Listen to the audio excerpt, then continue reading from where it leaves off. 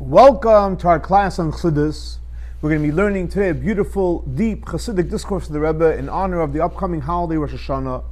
The name of the Chassidic discourse is called Yivchar Lanu es נחלתינו. The Rebbe said this Chassidic discourse on the second day of Rosh Hashana in the year Tavshin Chav Gimel, which is exactly 62 years ago. The Rebbe went on to certify and edit this Chassidic discourse in honor of the holiday Rosh Hashana in the year Tavshin Nun Aleph, 34 years ago. So again, the Chassidic discourse is based on the verse in Psalms, Psalm 47, verse number 5.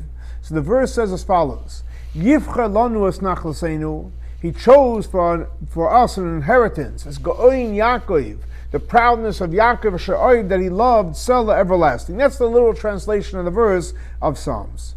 So the previous Rebbe brings in a Chassidic discourse this title, which is part of the Chassidic discourses of Rosh Hashanah in the year Tavshin Gimel. So he brings a translation of the Targum, and the Targum says, Yirei Lona Lemeiras Yasach Snusana Yas B'Migdash Yaakov Deracham Al'almin, which means it should be the will of Hashem to inherit the temple of Jacob that has compassion forever.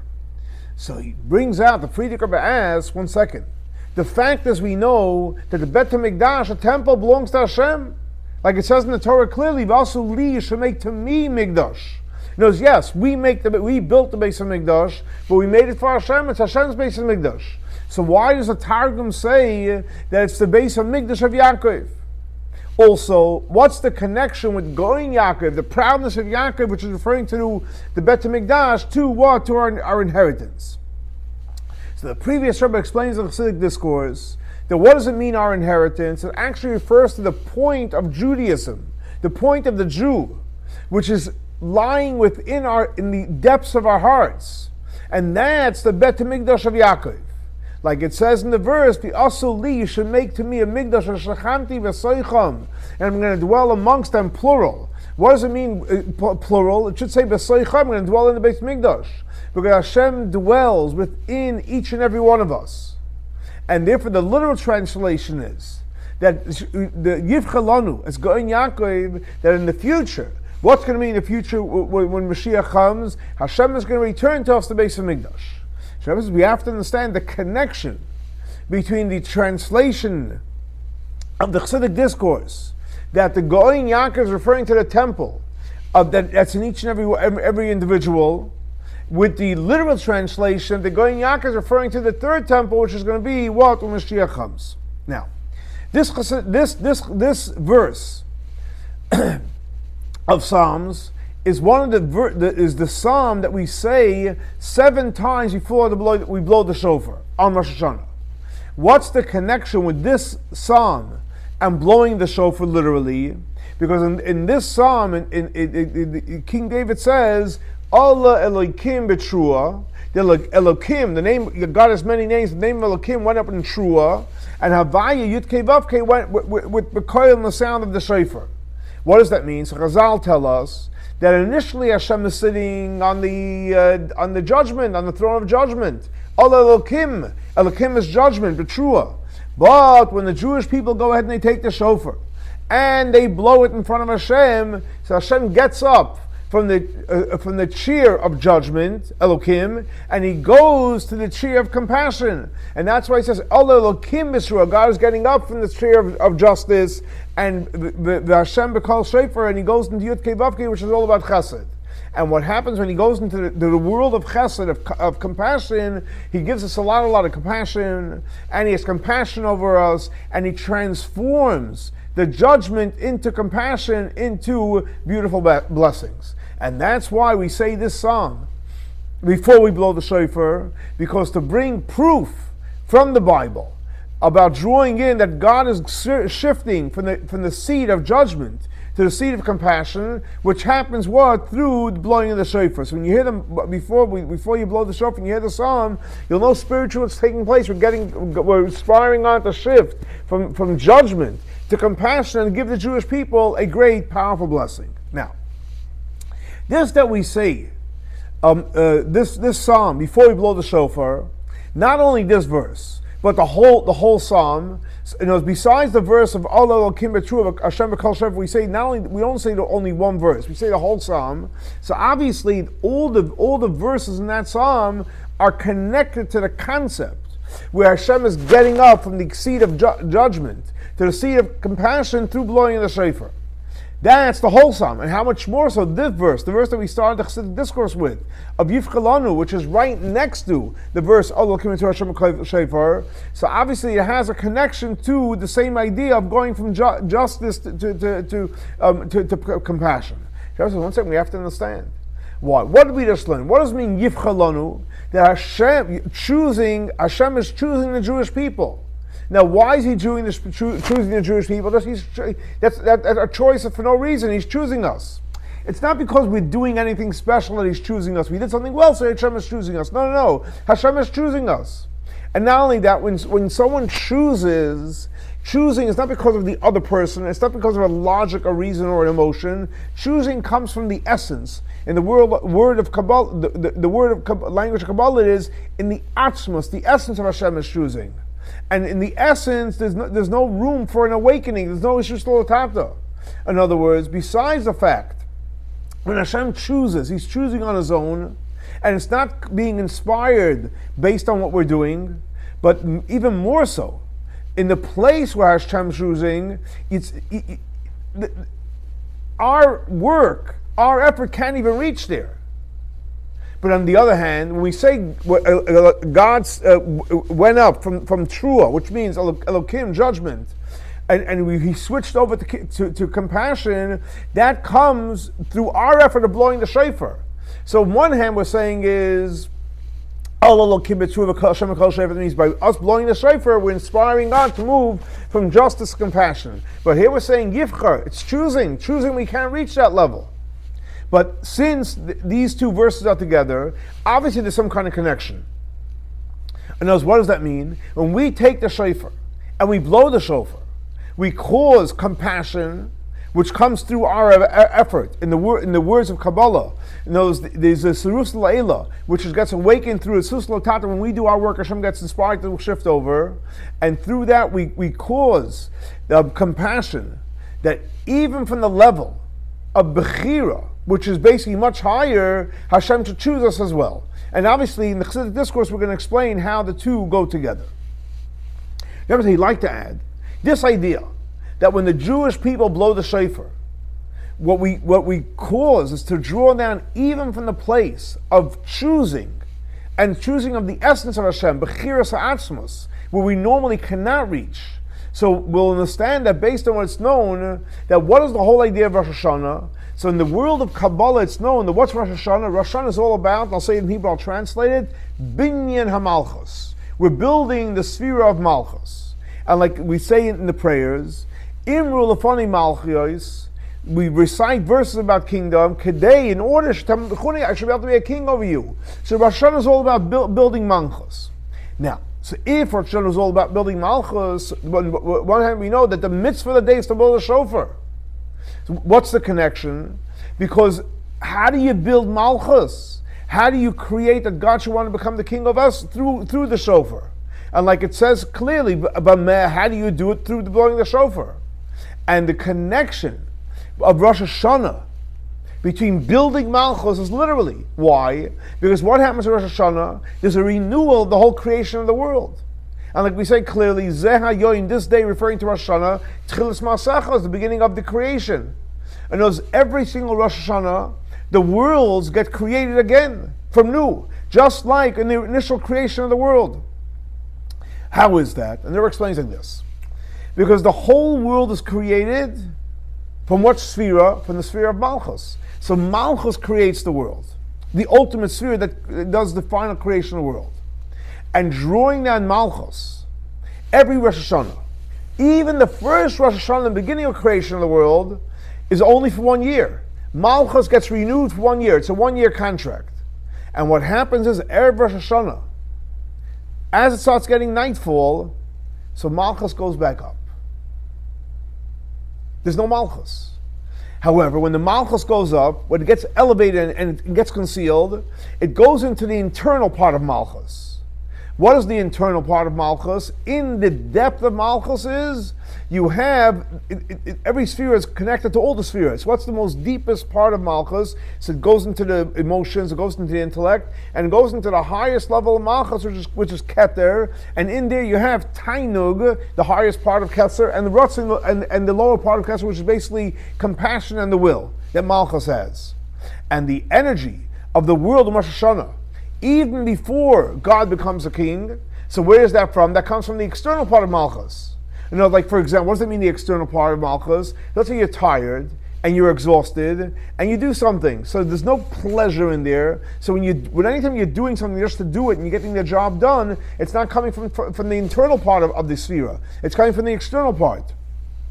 And like the expression is that in the light of Rosh Hashanah, before God becomes king, so the world is in a state of faint, because again, we don't have the internal part of Malchus. We don't have the Tainug, we don't have the Ratzon. Malchus went into the internal part. What do you have? It's just existing. Survival mode.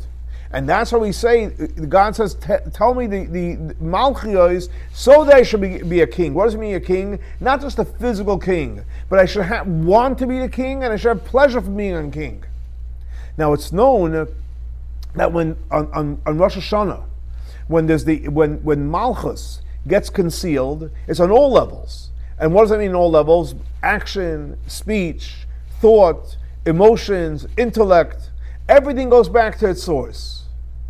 And we draw down Malchus, which again means from the internal part, from the pleasure and the will, which is the two levels of Keser. How do we draw that down? It comes from the essence of the infinite part of Hashem. It comes from, I'll say it in Hebrew, from Atzmus Ein Sof. And this, that the Hashem becomes king over us. And it happens through blowing the shofar. So obviously, what creates the building of Malchus?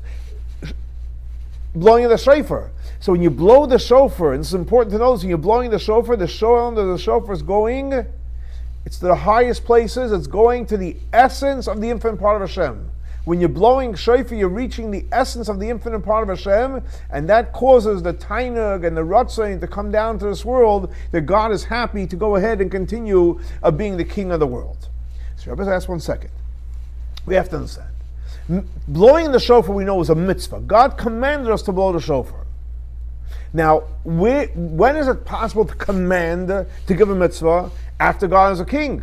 Like it says clearly, accept my kingdom, and then I'll give you decrees. But on the other hand, what did we just learn? In order for God to be the king over us, that we're going to ask and plead with God to become the king, we have to reach the essence of the infinite part of Hashem, which is higher than before he became a king. So how is it possible by blowing the shofar, which is a mitzvah that comes afterwards, that's going to make God a king? You know, why are you blowing the shofar? Because God told us to be a king. Because God commanded us to blow the shofar. But if God commanded us, then he's the king. But if it's talking before he became the king, where's the mitzvah to blow the shofar? So what do we see from here? That when it comes to blowing the shofar, there's two concepts. Two ideas in blowing the shofar. One, you have the mitzvah of blowing the shofar. Yes, that comes after God becomes the king. But then there's a second component, that by blowing the shofar, we reach the essence of the infinite part of Hashem, which is higher than being a king. And it's not a contradiction. Now, in another place it's explained the reason that in order to create binyan HaMalchus, building Malchus, that's when you bring down from the essence of the infinite part of Hashem. Why? Because what's Malchus? What's the definition of the sphere of Malchus? Malchus is all about revelation. And Malchus in every single sphere is basically, because every sphere is intertwined with all the 10 spheres, what's the idea of Malchus? Is to reveal the sphere. Without Malchus, nothing gets revealed. So within Chesed is kindness. But if there was no Malchus in Chesed, kindness wouldn't be revealed. They're saying Gvura and Tiferes and so on and so forth. So Malchus is basically, and then there's the Malchus, the global Malchus for all the spheres. But Malchus is all about revelation. Now, the revelation of Malchus in the spheres is where it starts where in Atzilus, in the highest world. But in order to have the revelation of Malchus in the worlds of Bria, Yetzira, and Asiya, so that's when Malchus has to be independent. So in Atzilus, Malchus is part of the sphere that reveals the Sphira. In the lower worlds, Malchus has to have its own independence, full revelation. For example, like when a person speaks, because we know that in Kabbalah it says, we say Friday night in Pesach Elio, Malchus is speech, Malchus peh. What is the idea of speech? What do you need to speak? You need to speak to reveal to someone else. So Malchus is all about revelation. What's the whole idea of building Malchus in Rosh Hashana? That the revelation shouldn't only be in the creation, even in the world of Bri Yitzir, the spiritual, but the goal is there has to be a revelation in the physical world. And not only the physical world, on the lowest level. Up till we have the lowest level, daimim, inanimate. And like we say in the praise of Rosh Hashana, V'yeda kol pol ki ata ba'altoi, everything that was created should know that God created it. In other words, that even the daimim, the lowest, this daimim smei chai medaber, the lowest levels inanimate in the physical world should know that what? That Hashem created the world. And that's why it says, Hashem says, Imru lefani malchios. Tell me the verses of Malchus so that I can be a king over you. What causes it to happen? Blowing the shofar. So the question is, one second. Let me just say the words of Malchios. But why do I have to blow the shofar? But you have to blow the shofar as well. Why? Because in order to effect that God should become the king, which means that the physical world should feel and recognize God as the king, that specifically happens by blowing the shofar, a physical shofar. Up to the point that the blowing the shofar, we have to use a shofar specifically from an animal. And because we want it to be revealed in the physical world, in the animal part of the human being. And in order for that level should be revealed in the lowest level, you need to have specifically the horn of a shofar, and you have to be in a way that the shofar is disconnected from the animal, can't be connected, because the idea the shofar has to become a doimim. When you use a doimim, through that you have the power to bring godliness to the lowest level. Now, any time you want to reach the lowest level, you need to have the source that's from the highest level. The source from the highest goes to the lowest. So if you can't go low, you have to go higher to the source. When you go higher to the source, you can go down lower. And like he brings the analogy from the power and the awesome power of intellect, and specifically Chachma. We know Chachma is the first and the most powerful part of the intellect. In other words, that in order for Chachma to go down to the lowest level, to penetrate to the lowest places, that's because of the power, how powerful Chachma is. In other words, in order to bring down the intellect and to bring it into, let's say, a parable, and the power should be aligned with the truth, the only way you can do that to the lowest level when you really understand it. When you understand it deeply, you can bring it down to the lowest level. And to point out that the power of bringing it to the lowest level is in two levels. One is that you're able to, in the words of Kabbalah, you're able to mitzamtzem, you're able to contract the intellect so that the student should understand it. So you understand something brilliantly. If you're going to teach it the way you understand it, the student's not going to know it. You have to somehow dilute it and present it in a way the student gets it. That's point number one. Also, you have to be able to conceal the intellect. How? If it's too powerful, through using different parables. So when you want to explain something deep to someone that there's not on that level yet, one component is you have to conceal it so that he comprehends it, and more importantly, you have to dress it up in a parable. And in order to conceal it, you need to have, obviously, a tremendous gift, a much higher gift. And he says that you could say the reason why he brings, in the Chassidic discourse, the analogy of the parable that brings it down to the lowest level, because when you're talking about the power and the purity of chachma, of intellect, so you need to bring it down to the lowest level, you need to use the idea of a parable. Even though when it comes clothed in a parable, you know, it's unlike when you're just doing a tzimtzum contracting, it's seemingly opposite of the brilliance of the idea, but the fact that you're able to take this brilliant idea into a parable, so that actually shows how great Chachma is. In other words, this that we say that when it comes into a parable is the opposite of the brilliance of the intellect. That's when the power of the intellect has some kind of a form to it. and therefore cannot come in, and because it's a lower level, it has already a form, it can't come into a parable. But the truth is, real power, real greatness, real brilliance, you can bring into a parable. So if someone says, I can't really explain it to you, it's obviously not the highest level. The highest level, the deepest level, the smartest people have the ability to bring things down on a level that people comprehended through the idea of a parable. And everything you can say that the revelation that takes place through Malchus, with weights in the spheres of Zeram from the small face, which is 6 meters, Chesed Gur Tferes Netzach Yesod, which is revealed in the world of Atzilus, that would be like, on that level, just the coming down into Tzimtzum contraction. But on the other hand, to reveal of Malchus, the way it stands on its own in the world, in revealing it in the world of Bria, Tzira, Asiyah, the lower worlds, so that comes down through explaining it in the parable. So what do we see from here? The real power of bringing down and creating and building Malchus, and especially building Malchus in Rosh Hashana, because it's not limited in any type of a form or a shape, etc. So in order to bring that down, and we want it to come down to the lowest worlds of Bria, Yetzira, Asiyah, and in Bria, Yetzira itself, even in the inanimate part of the world, even that the inanimate part should know, like it says in the prayers, V'yedek kol pa'ol ki ata pa'alta, everything that was created should know that Hashem created. So we're bringing down literally from the highest levels down to the lowest levels. You can say, based on this explanation, that the reason in order to build Malchus, so you have to go to the highest level, Atzmus Oir Ein Sof, the essence of the infinite Hashem, is so that why do you have to go so high? Because you want to bring it down to the lowest levels, and the lowest level where it gets enclosed in the lowest levels is because you're bringing down from the highest levels, the most mufla levels, which is not categorized, and then you're able to go down to the lowest levels. When Malchus is revealed, it's also connected to what? To the most powerful level. So the most powerful levels reaches what? The lowest level. Why is that?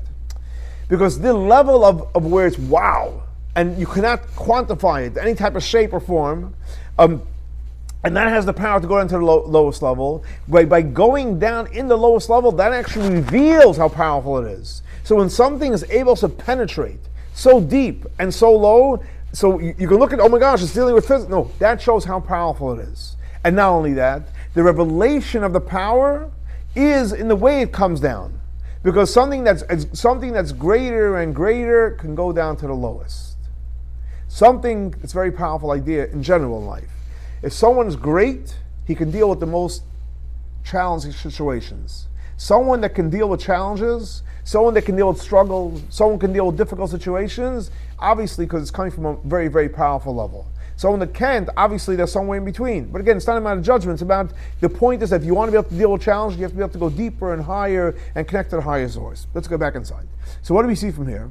That this is what it says in the Chassidic discourses, that explains this idea. That what happens in Rosh Hashanah, we have to bring down from the highest level. Because we're trying to build the world, we're trying to build Malchus in the lowest level. We have to go to Atzmus Ein Sof. What does that mean? We're talking about to the way Atzmus Ein Sof is totally off the charts and doesn't have any limitation.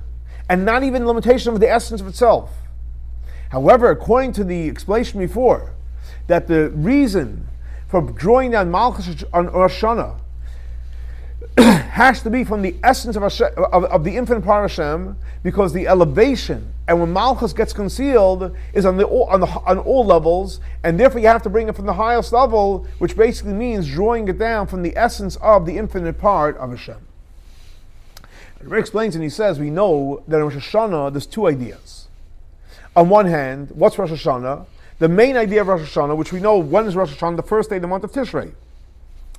The first day of the month of Tishrei is what? The day Hashem created mankind. And every single year, on Rosh Hashanah, the first day of Tishrei, what gets renewed? The creation of mankind. It's mankind's birthday. And like it says, Atam Kriyim Adam, we're called Adam. So it's Adam's creation, Adam's birthday, that's when man was created. That's one component of Rosh Hashanah. We were created. Another idea of Rosh Hashanah is, since we are the ultimate of creation, so therefore, on every single year, the day we are created, what gets renewed is the creation of the world, which was created on the 25th day of Elul. So there's two components. Rosh Hashanah on one hand is the day we were created, it's our birthday, it's our celebration. On the other hand, no, it's the celebration of the world. So why are we waiting till the day we're created? Because since we're the ultimate in creation, then what gets really renewed is the creation. And there it says that's why it says in the verse, Zeh hayoyim, this is the day, Tchilas Masech, the beginning of your action, a remembrance the first day. And when we say this is the beginning of your creation, it's referring to the human being. That's the main part Hashem created, that we're created in that day. And the commemoration for the first day is referring to the first day of creation, which is on the 25th day of Elul, that's when the world was created. And this that we're saying that on Rosh Hashanah, we're building Malchus, is for both components. In other words, because when you have Malchus, so then the worlds are going to be created again from new. And the main part of creating of Malchus is so that mankind will be created. As we know that mankind and Malchus is really one. Because the fact is we know that Malchus actually is called in Kabbalah, Knesset Yisrael, the Jewish people.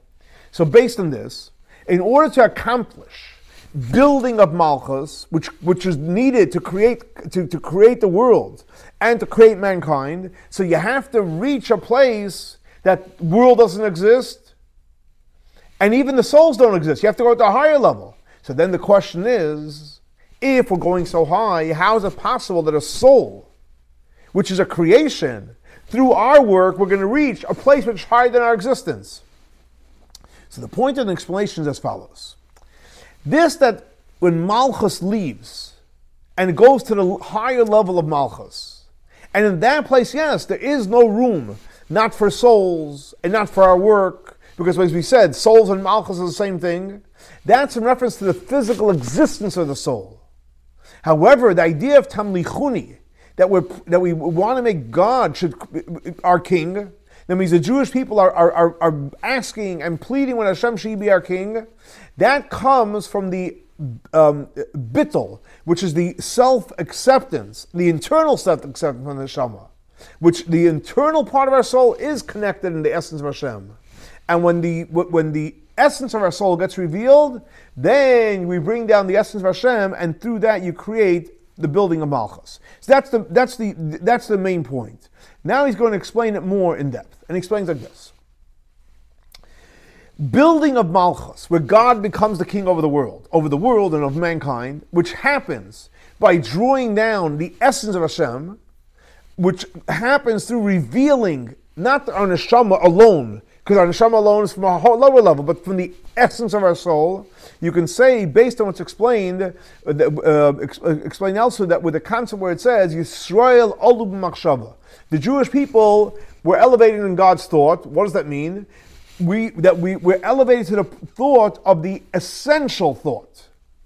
In other words, what does that mean, the essential thought? There's thoughts, and there's the essential. What does it mean, the essential thought? And he explains it this. Generally speaking, when you think, what do you think about? You think about other things. So you're thinking about things outside of yourself. Like, for example, a person thinks about something. So there's your thinking, and you're thinking about something outside of yourself. So it has nothing to do with you. And then you have the thought of the Jewish people, which is one with the person that's thinking. And that's why it says, who did God consult with when he wanted to create the world? So it says, with the souls of the righteous people. Now we know, we're all righteous. So when God was thinking about creating the world, who was he thinking about? Not only for creation of the world itself, whether he should create the world or not create the world, but even on the thought whether he should create. No, you think, should I create the world or not create it? That's one level of thought. But even on the thought whether he should even think about creating the world. So what do you see from here? That the Jewish people, that when God consulted with them, if he should even think about creating the world, so they're much higher than that thought. Because if God consulted with the Jewish people before the world existed, before we existed, how did he consult with us? Because obviously we exist on a much higher level. Because the thought of creating the world, which is obviously a very, very high level, it's about a person thinking about something outside of himself. Should I create it or not? And the thought is outside of you. But the fact is the Jewish people's olu b'machshava. We're in a higher level of that thought. We're part of the essential thought of Hashem. And he explains over there that the reason that the creation and the thought of creating the world was from the place of Yisrael, Olu Machshav, as the Jewish people in the essential thought of Hashem, even though that the essential thought is higher than the thought of creating the world, because when it comes to even the essential thought, there's two levels. One is, person in this essential thought, you think about yourself, and then you can think about something which is disconnected from you, but the fact is the thought is not outside of you, because you're the one you yourself are thinking. And that's why it says the Yisrael, the Jewish people, Olu Machshava, is on speaking on the second level. In other words, it's as if God, the essence of God, so to speak, is thinking about something outside, and like it says, Banim Atom Hashem Elokechem, we're children of Hashem, we're children, we're not part of Hashem himself. But since the source of the soul is in this essential thought, in other words, the essence of Hashem is thinking about something outside of himself, which is really part of himself. So therefore, even after it comes out of Hashem, it's still part of Hashem. In other words, like take for example, a simple example with a child. When a child is born, he's an independent existence. But the fact is, every child that's born, that has his own existence, you have with you the essential part of your father. So therefore, when Hashem chose to create the world, he consulted with the Jewish people. Why? Because the intent of creation of the world, that the world should be a dwelling place for Hashem, how does that get completed? It gets completed through the souls. And therefore you can say that the connection of the souls and Malchus, the way it's in its source, in the essential thought, is that the essence of Hashem is thinking about something else, just like the sphere of Malchus. Why? Because what's Malchus? Malchus is all about something else. It reveals to something else. Like there's no, without a nation, you can't be a king. So he said you can explain the reason that when you reveal the essential part of the soul, which happens how? Through blowing the shofar. So by blowing the shofar, which you're revealing the essence of the soul, that's what creates the Malchus. Why? Because when gets revealed the source of the soul, the way the soul exists in Machshava Atzmis, in the essential thought, so through that you draw that Malchus from its source. The way Malchus is also in the Machshava Atzmis. What Rabbi is explaining is saying as follows: ultimately, the soul exists in the initial thought of Hashem. Malchus exists there as well. And when your soul blows the shofar from its essential thought, and you're going to that place, you take Malchus, which is hiding there, and you bring it down in a revealed way, and that's how you build Malchus. But this is one thing we have to understand. Based on what we just learned, that by blowing the shofar, what happens? Tamlichuni aleichem. Hashem becomes king over us. Why? Because when you blow the shofar, what gets revealed? The source of the soul, the way it's sourced in the essence, which is higher than doing a mitzvah. But on the other hand, blowing shofar is a mitzvah. So what do you see from here? That the idea of Hashem becoming king over us is also connected to the mitzvah of shofar.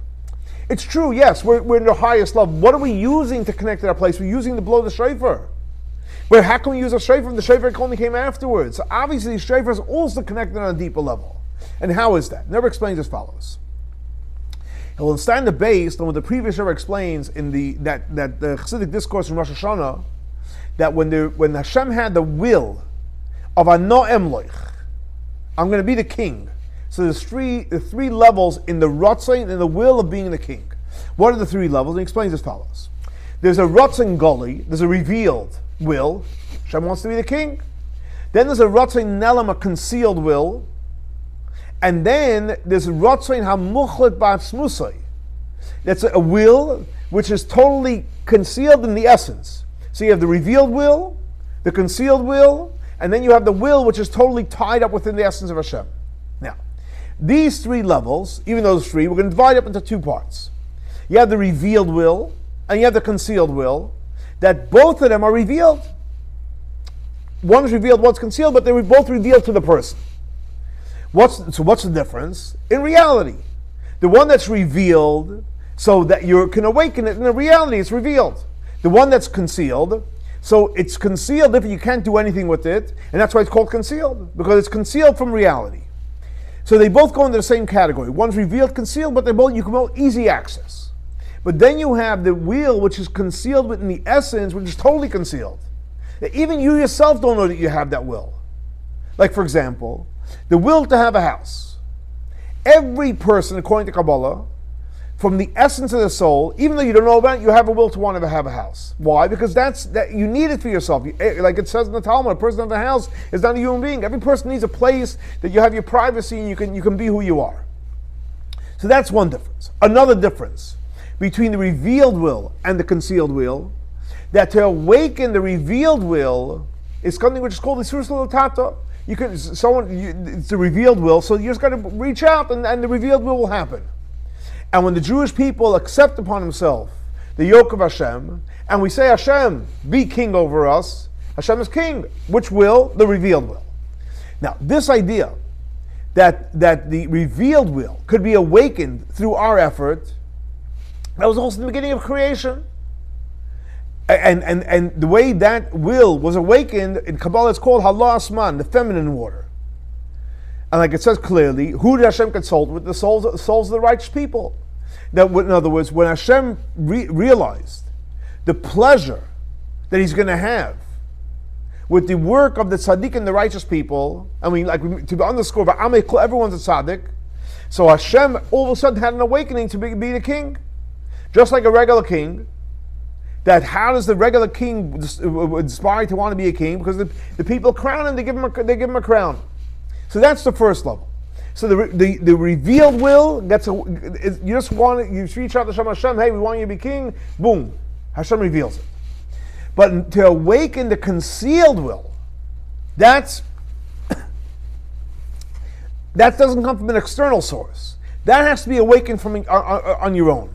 And he explains over there that through the awakening, Kabbalistic terms, when we do our part, so that it gets an awakening for the revealed will.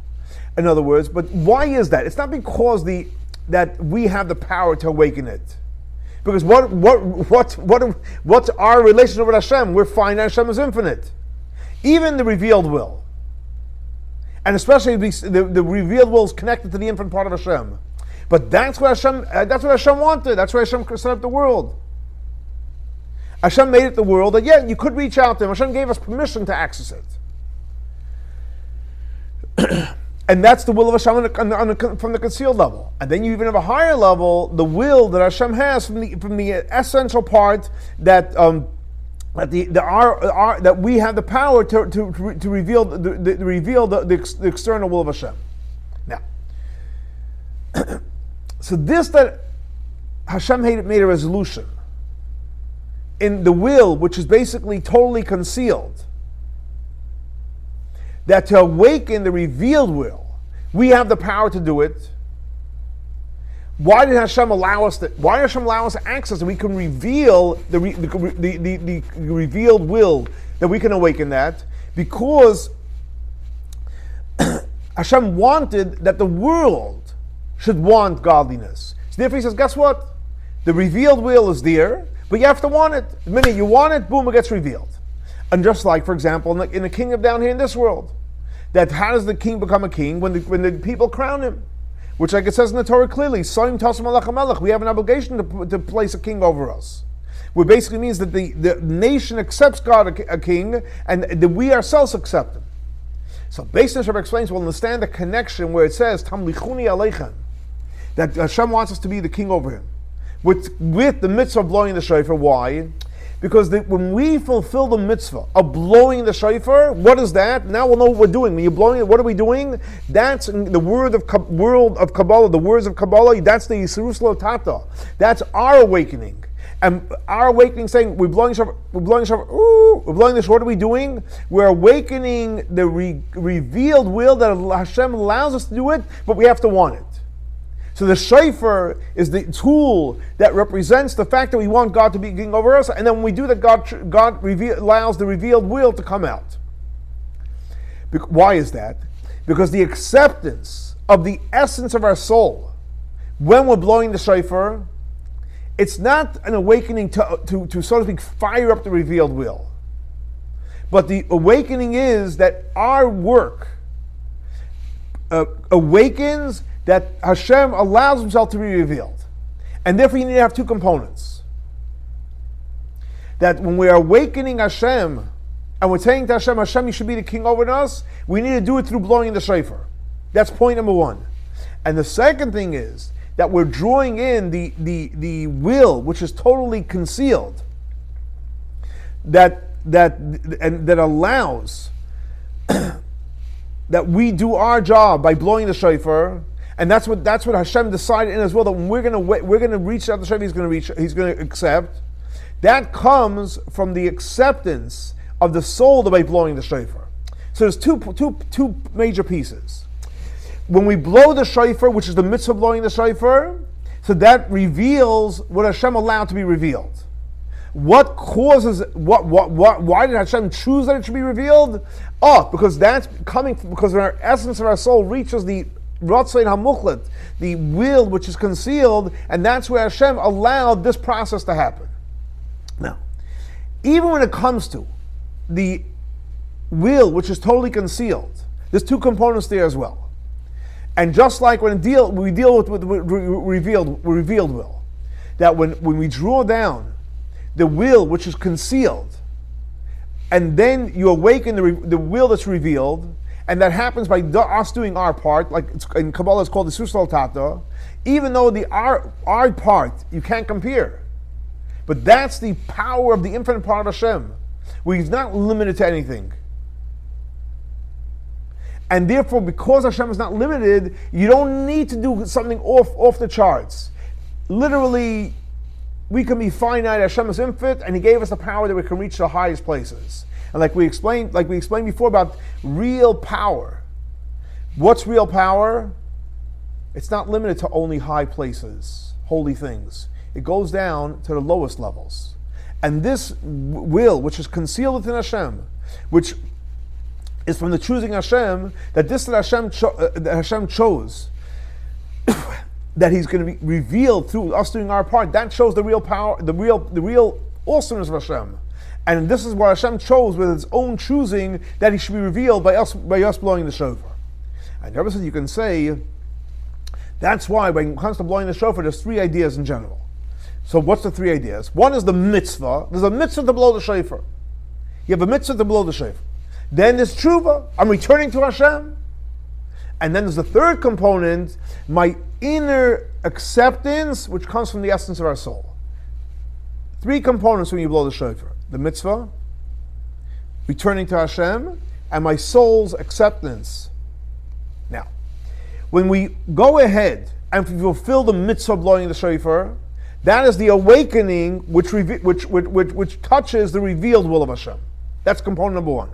Blow the shofar, it awakens the revealed will of Hashem to be the king. When we return to Hashem, there's obviously through blowing shofar. What does that mean, returning? Returning means you're going out of your box. You're going out of your limitations. Then you're drawing in the hafla, the infinite part of the essence of the infinite part of Hashem, which basically is the awakening of the revealed will, which comes with something which is totally we're totally far from Hashem, and which is basically which comes from the will which is totally concealed with Hashem in reference to reveal. But why did Hashem choose to allow that? Because when we're doing tshuva, we go out of the box. Hashem also breaks the laws of nature.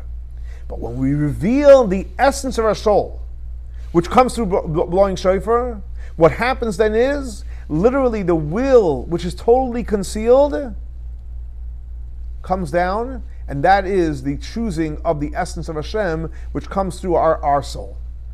So those three levels impact on three different levels.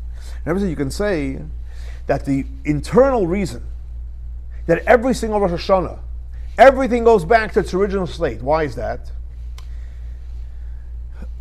Because when you draw down Malchus, and even the part of Malchus which is to create the world, how did that happen? By saying Malchios, the verses about God being king, which basically is the acceptance of the essence of our soul, which like we learned, reaches the Ratzah, the will, which is totally locked up within Hashem. And by doing that, we're actually bringing in the greatest revelations into the world. Now, Even though in reference to the world, you don't need the greatest revelations. You just need the Hashem should want to continue creating the world. But nevertheless, since the awakening, and what caused to draw down the will that Hashem should keep on creating the world through our work, it comes because you're drawing in the will, which is totally locked up within Hashem, and what awakened that? The acceptance of the essence of our soul, and that part actually comes into the world. And when that part of the essence of Hashem comes into the physical world, we fulfill and we complete the intent of creation of the world, which is ultimately to have the dwelling place for Hashem down here. And that's why the verse says, Yivchar Lanu, es נחלתינו es going Yaakov, which means that the request of this verse and the whole psalm that we say before Tkiyah Shofar is that as follows: that when we do the work of blowing the shofar, what should happen? Besides the fact that we have a mitzvah blowing the shofar, and besides the fact that we're returning to Hashem and blowing shofar, we're going to go down to the deepest level. What should happen is, what should be revealed is the essence of our soul, the way the soul is in the highest, deepest place in part of Hashem. And why is our soul sourced in the essence of Hashem? Because that's what Hashem chose. Yivchar Lanu, Hashem chose. So we're doing the mitzvah blowing the shofar, we're doing tshuva, more importantly, we're drawing down the essence of our soul, which is in the highest level, that Hashem chose that it should be in the highest level. And the verse continues on to say, Es נחלתינו. What does it mean? It's going Yaakov, because the revelation of this idea is in the point of our Judaism, נחלתינו, which is in our heart, in every single person, which we said is the base of Mikdash of Yaakov. And like we explained before, that when we reveal the source of our soul, so we actually bring that down into the world. And through that we actually fulfill making the dwelling place for the essence of Hashem in the world. So you can explain the connection. On one hand, going Yaakov is referring to the base of Mikdash that we each have in our heart, where on the other hand we said is referring to the base of Mikdash, the literal translation, the vision of the future when Mashiach comes, the third temple, because the main dwelling place of Hashem is going to be where's the ultimate, where's Hashem going to be revealed? In the third temple that's going to be built very, very soon through Mashiach tzidkenu. And Rabbi says you can say, besides the connection of the verse, Yivchar Lanu, this verse, to the general idea of blowing the shofar, but it also has a special connection to the verse afterwards where it says, Allah Elokim b'truah Hashem b'kol shofar. And like we learned, that the Jewish people, when we go ahead and we take the shofar, and we blow it for Hashem, Hashem gets off the seat of judgment, and he shifts over to the seat of compassion. So what is the idea? What is the compassion that he's shifting over? That the compassion that comes down when we awaken Hashem to go from judgment to compassion, that's based on how much we awaken it. And the connection between these two verses are as follows: that when we take the shofar and we blow it, it's not only the awakening that we do, but what gets revealed is the essential choosing that Hashem chose the Jewish people. And therefore, when we awaken that deepest level, what kind of compassion comes out? Infinite compassion. Infinite compassion. And what gets drawn down from Hashem himself, from the essence of Hashem, for every single person, that endless, infinite compassion, what gets drawn down is, for the Jewish people, a ksiva v'chasima toiva. We should be written and sealed for good. L'shana toiva masuka. We should have a good year and a sweet year. And the Rabbi finishes off so beautifully, but toiv hanira v'hanigla, in good that we see and that's revealed. So we have a beautiful Chassidic discourse that's going to get us ready for Rosh Hashana, to realize the power that we have in Rosh Hashana. If we do it right, by blowing the shofar, by doing tshuva, more importantly, reaching to the essence of our soul, which is sourced in the essence of Hashem, and through reaching that level, we'll bring down godliness, revelation into this world, which, like the Rebbe says, will transfer from judgment to compassion, but more importantly, not just compassion based on the mitzvah of blowing shofar and tshuva, but endless compassion, infinite compassion, and we'll all be blessed with the greatest blessings of Hashana Tova Masuka, and let's hope we have the ultimate blessing of the coming of Mashiach. Our next class will be in Yerushalayim, Ir HaKodesh. Have a great and blessed week, and again, Lashana Tova U Masuka.